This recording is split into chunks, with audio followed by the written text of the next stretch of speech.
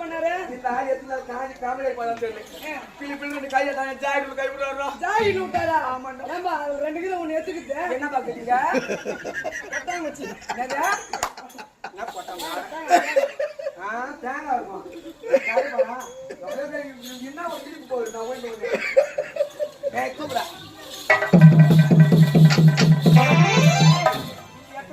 முடியாதா? அனுப்ப முடியாது.